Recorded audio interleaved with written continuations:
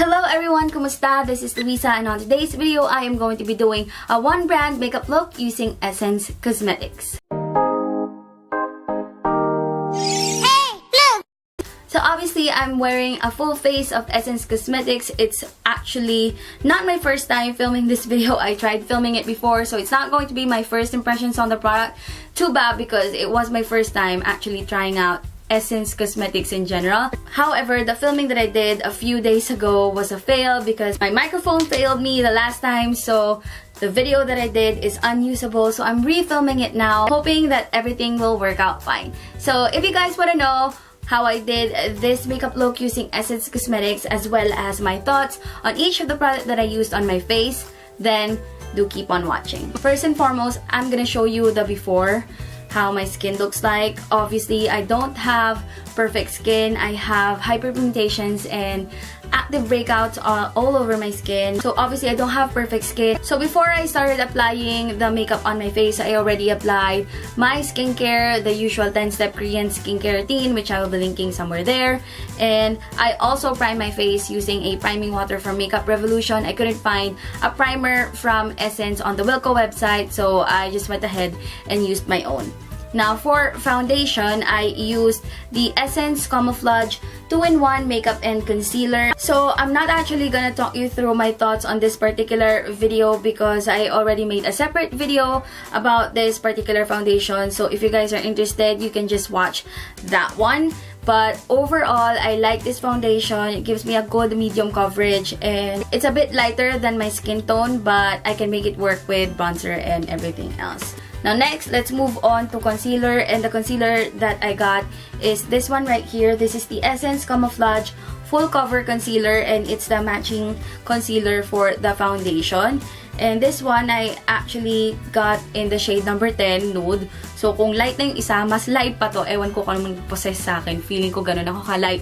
But yeah, I got the shade number 10, Nude, which I used to conceal my under eye circles and some of my spots. And the thing that I really have noticed about this particular concealer is that it sets really easily. So I don't really suggest that you apply it all over your face and then just blend it afterwards. I mean, that's what I did and it worked out pretty well for me. I just used my fingertips to blend it out. However, if medyo mabagal ka mag-blend ng concealer, it could be a problem for you because like when I was blending it out, I can actually feel it getting tacky pretty easily. So I just suggest that you apply like a small amount on each area and then blend it out with your fingertips or with your tool of choice right away. The coverage, even though it says full coverage concealer, for me it's just medium coverage. It wasn't really able to cover like my spots, but it's good enough for the under eye area, and so far my under eye area is looking pretty good. It's not like there's no fine lines or anything because like, let's be real here, all of the concealers that I have actually settles onto my fine lines underneath my eyes. So I don't have any problems with that. However, this particular concealer was able to brighten up my under eye area pretty well. I wouldn't really say it's the best concealer in my collection. I still like my Desem Perfection Tip Concealer a bit better. However, I can say that I will still use it in the future. This concealer is only £2.50, so it's really affordable. And nakalimutan kong sabihin, but the foundation one costs £3.80. Also really affordable. So if you really want to try like affordable makeup, try Essence kasi they have a lot of affordable makeup products. So after applying the foundation and the concealer, I went ahead and set everything with a powder. And the powder that I used is this one right here. This is the Essence All About Matte Fixing Compact Powder, which I first saw from Ann Klutz, and this one is £3. So very affordable. Kung i-compute mo yun, mga around 200 pesos lang yun. So that's pretty affordable. And the thing about this one is it does mattify the face really well. White siya on the pan, but it doesn't really lighten the face or anything like that. And it really reminds me of my Rimmel Stay Matte powder. I don't have the translucent Rimmel Stay Matte powder. I do use the one in the shade Sandstorm. But the thing is, this really reminds me of the texture of that particular powder. Like when you rub your hands into it, it just gives you a nice deposit of powder, and it just doesn't really feel that powdery, if you get what I mean. Hindi siya yung parang chunks of powder na nilalagay mo lang, na tinatapal mo lang on top of your skin. It actually just distributes the right amount of powder so that when you set your face, it doesn't feel too cakey and too powdery. So I really like that one, and it also mattifies the skin in an overall sense. Also, ang maganda rito, it expires 24 months after opening, so you can actually use it for a good 2 years. The concealer nga pala, you can use for about 12 months. So right after that, I went ahead and applied this one right here. This is the Essence I Heart Color Intensifying Eyeshadow Base, and it's an eye primer, and I applied it because I didn't want to forget it. Nung last time na nag-film ako, nakalimutan ko siyang i-apply. I've heard so many good things about this particular eye primer, and I can definitely say that once I applied it on my eyes, meron talaga siyang tacky feeling, kaya maganda siya on the eyes. Feeling mo magsistick talaga doon yung mga foundation, not really foundation, what am I saying? Yung mafe-feel ba talaga na magsistick doon yung mga color eyeshadows sa ilalagay mo on your eyes. Right after that, I applied this Essence Luminous Matte Bronzing Powder. And I got the one for darker skin in the shade number 2, Sun Glow. And it looks like this in the pan. Ganyan siya. And it actually has designs on it. Hindi ko alam if you can see that. But may mga design siya dun sa pan itself. And it looks really, really nice. And the thing that I like about this particular product is yung formula niya. It reminds me of the formula of the All About Matte Fixing Compact Powder. Parang ganun din siya ka-fine. Hindi rin siya super powdery when you put it on your brush. It just deposits the right amount of bronzer on your face. It's not super pigmented, so it's definitely on the lighter side. However, I like that about bronzers because I like building up my bronzers compared to yung mga super pigmented na pag nilagay mo, wow, napasobra ako. Ayoko kasi nung ganun kasi hindi ako magaling talaga mag-makeup. So, if I use like a powder that is buildable, I like that. I like that better, especially for bronzing kasi it's really easy to make your bronzer look muddy. So this one is perfect for me. So after bronzer, I immediately applied blush. And the blush that I use is from this palette right here. This is the Essence Eye and Face palette. And it comes with 4 eyeshadows and 2 cheek colors. And I used this one right here to apply my blush. This particular palette costs only £4 and you get both the eyeshadows and the blushes right here. I'm gonna do a swatch of the cheek colors. So the swatch of the cheek colors are right over there, and I find that this one is a really nice luminous peach blush, and this one can actually pass for a highlighter, which I actually also used as a highlighter on the tops of my cheeks. I just wanted to see if I can make it work as a highlighter, and it does. It's a really good highlighter. So I just applied a little bit on the tops of my cheekbones because I do have a separate highlighter that I bought for this particular video, but I just wanted to show you guys that you can actually use it as a highlighter, so I went ahead and used it on the tops of my cheeks. So next I went ahead and did my brows. Something that I forgot to buy for this particular video is a brow product. So next I went ahead and applied a lip liner, and the lip liner that I applied is this one right here. This is the Essence Longlasting Lip Liner Lovely Frappuccino. It's a really nice nude lip liner with a little bit of a pink undertone. And the color is right over there. It's so pretty on the lips. Grabe, I can see myself wearing this like on a daily basis. Sobrang ganda niya. I really like it. And this one just costs £1.50. And the best thing about it, it's retractable, so you don't have to sharpen it. Now, on top of that, I used the Essence Matte Long Lasting Lip Gloss. And yeah, it's a very nice lip color. I'm gonna give you a swatch of it on the back of my hand just so you can see. That is how it looks like. The texture of this particular lip gloss is moussey. It's not completely matte. It won't dry to a matte finish, but it's close to a matte. It's more like a velvety kind of finish. And for its price, it's only £2.30. It's actually working pretty well. I really like the applicator. It's easy to apply on the lips. I like the shade. It applies evenly on the lips as well. It doesn't feel drying at all. And I like the smell. It smells like a coffee pastry, like cookie, coffee bread or something like that. I'm not really sure how to explain it, but that's how it smells like, to me at least. But medyo mahina talaga ako mag-describe ng mga scents, so baka hindi ako reliable when it comes to that. But yeah, I really like this lip color and it just really glides on really smoothly on the lips. Sobrang ganda niyang i-apply. And I just really love this particular product. Napaka-affordable pa. Ang ganda pa ng shade. Grabe, pwede mo siyang gamitin for all seasons kasi it's like a really nice nude color with a nice, maybe, I guess you can say, like a peachy brown undertone. Now for eyeshadow, I used a combination of this eye and face palette and the Luminous Matte Bronzer. The Luminous Matte Bronzer I applied onto the crease of my eye just to give it a little bit of definition because it's a good transition shade. I almost always definitely just use like a bronzing powder or something that looks similar to this shade as my transition shade. Now for the eyeshadow, I used all of the shadows here.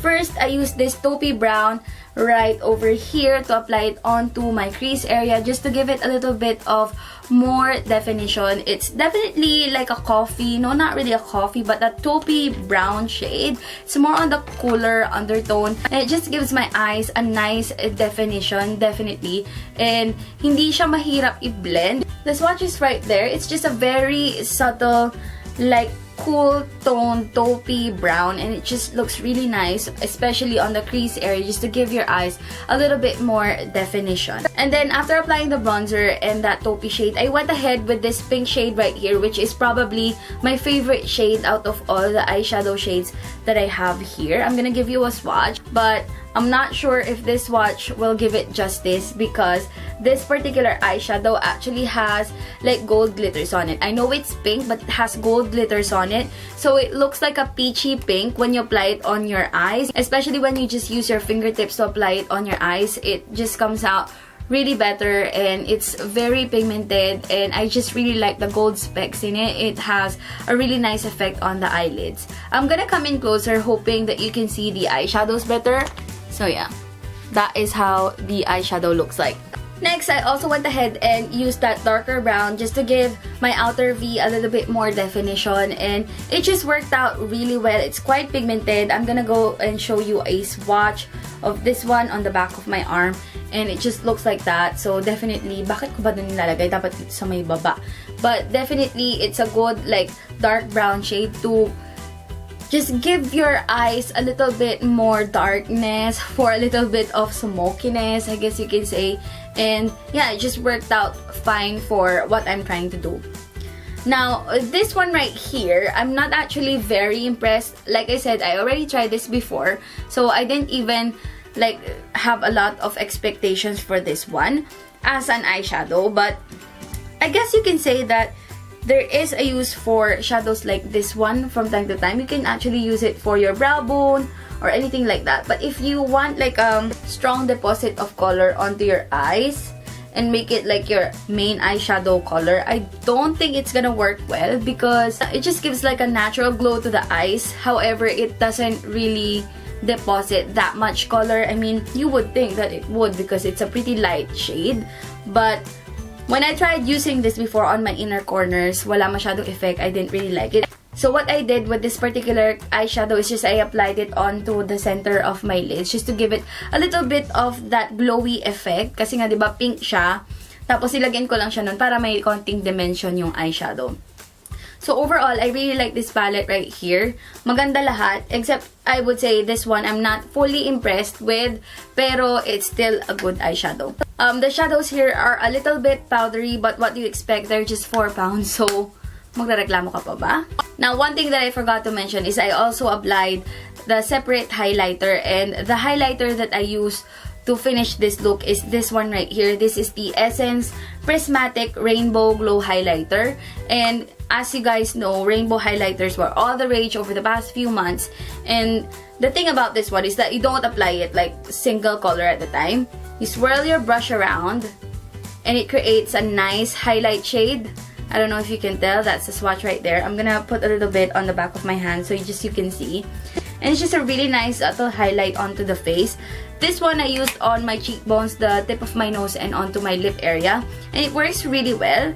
And I guess the powder isn't as good as these two, the highlighter and the bronzer, but it's still close to that one.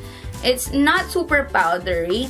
However, Hindi siya yung super duper parang fine na highlighter na kagaya nung sa MAC Mineralized Blush and the other highlighters that I've used in the past. Hindi siya yung ganon, but it just really looks really nice on the skin once you blend it properly. So it's what I have on, and it just gives the face a really nice glow. And I like the gimmick, yung rainbow. It looks really nice on the pan. And this one costs £3.50. So mura pa rin siya, and it has 10 grams. So matagal mo talaga itong magagamit. You can use it for like 12 months or so.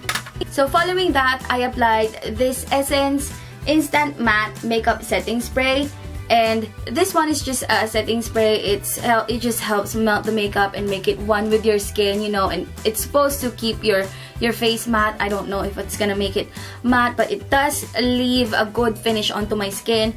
Maganda siya kasi hindi mukhang lutang yung makeup ko on top of my skin. It just looks like, you know, I mean, it does look like I'm wearing makeup, obviously, kasi I do have a full face of makeup on. But it doesn't look like my makeup is separate from my face. This setting spray is £3, and what I like about this one is it's very small, so I can definitely bring this with me when I travel. And also, the spray for this one, maganda siya kasi it's very diffused, and like a few sprays on the face is enough. But I do like to douse my face with fixing spray, so I do spray it a lot still. But definitely, the spray for this one is one of the best ones that I've seen in my life. I don't know if you can see that, but yes, it really does disperse the product very well onto the skin. Kaya hindi siya yung parang masakit na parang, alam mo yun, concentrated lang on one side of your face. No, definitely if you spray it, it goes all over the face. Ang ganda.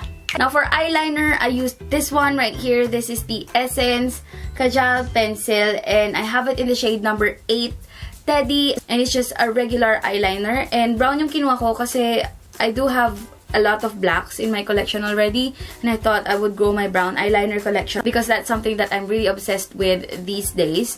And ito siya, ito yung swatch on the back of my hand, and I didn't really use it to apply my upper lash line. However, I used it to tight line my upper lash line, and it's really good with tight lining kasi you don't really need to run it through your tight line several times to get the brown color to show up. And it's just a really nice subtle liner that you can apply onto your lash line para mas magmukhang fuller yung mga eyelashes mo. And this is probably the cheapest product on this video because it only costs £1.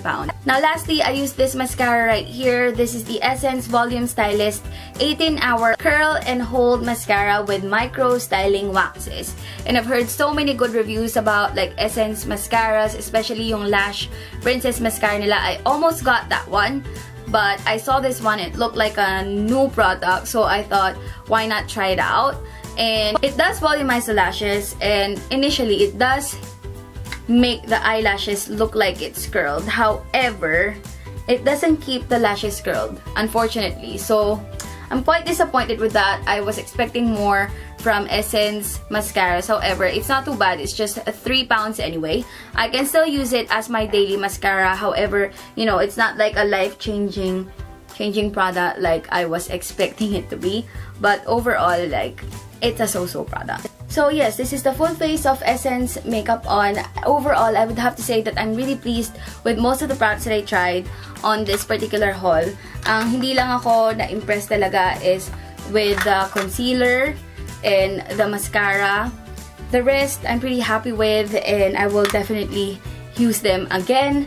I mean, kahit naman itong dalawa, I will still use in the future. However, I don't really feel like it's a phenomenal product. You know, I'm not really impressed with it. I can live without it, and I wouldn't really recommend purchasing these two. However, the rest of the products, I'm really pleased, and I feel like it's a good value for money. So I would have to say that overall Essence is a pretty good brand. So yeah, that's it for this video. I hope you guys enjoyed watching this one. Don't forget to give it a thumbs up if you did. Subscribe to my channel if you haven't yet, and comment down below for any comments, questions, suggestions, or requests. If you guys want me to do a similar video to this one, or you want me to do something else, let me know in the comment section down below. I want to know, like, really, I want to know your thoughts. Don't forget to click on the notification bell button so you guys get updated every time I upload a new video. So that's all for now. Thank you so much for watching, and I'll see you on my next video.